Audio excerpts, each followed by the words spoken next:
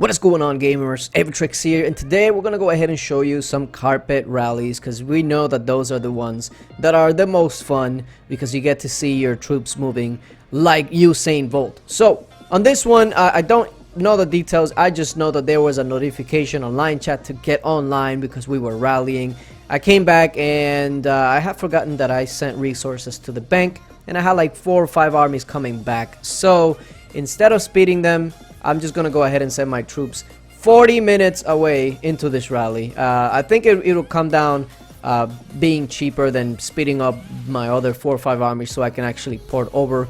But just as a little tip for you guys, if you're gonna be joining a rally and your troops are like 40 minutes away like mine is right here, unless you're in a situation like me where you still have like 5 or 6 armies coming back, just port over to where the rally's taking place, like OG just did right there.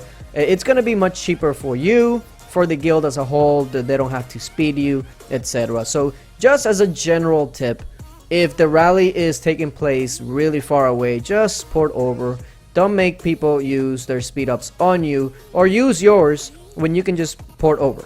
Now we're 11 seconds away from launching here. I'm just checking to see if everybody's gonna be making it in time, and if not, I was ready to go ahead and speed some people over, but it looks like for the most part everybody either ported or sped themselves. So let's go ahead and get this magic carpet ride underway. We're waiting on just one more person, and where they're at, where are they? There they are.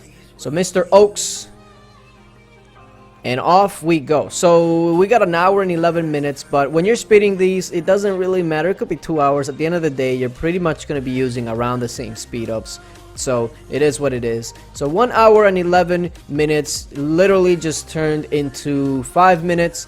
And let's see, I believe his Fury still had a good like 7 or 6 minutes left. So once we get it down to right here, like 30 seconds, there's no escaping for him, there's no shielding, there's no nothing. So at this point, I'm just checking to see what everybody's doing, make sure he's got his gear on, and let's see what he is gonna go ahead and do.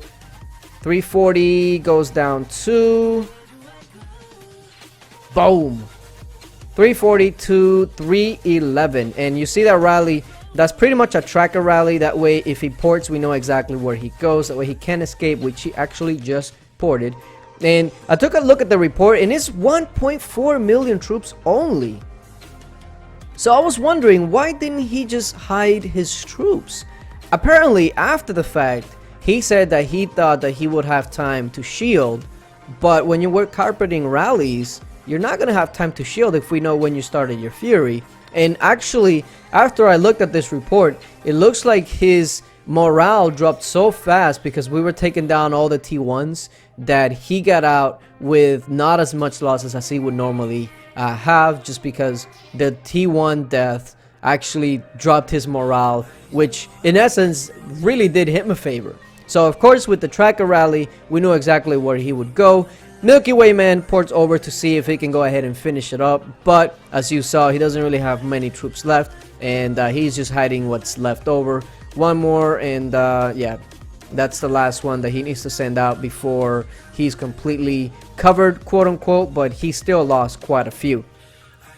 So in this one, we found ourselves a fish out of water. So we got a JK fish. Again, I got the notification that we were rallying, so I asked no questions. I logged in and I went ahead and joined this rally. So we got 337 million war gear and all, and we did know that he was in Fury just like the last person, because if you're gonna be speeding up a rally, especially with a lot of people's carpets, you gotta make sure that they're just not gonna bubble up here at the end. So unfortunately, I'm all out of carpet, so I really couldn't help with this, but we know that there's a pack out there that gives 10 carpets, and with that pack, a lot of times your guild is not going to be out of carpets, because that pack is really good if you're in a warring guild that's always carpeting things. So with that being said, just take a look at this arrow. There comes a point in this arrow that it goes so fast that you stop seeing it going forward,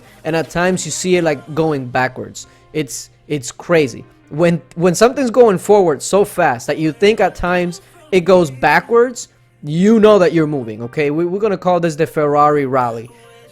We went from 2 hours to about 15 seconds.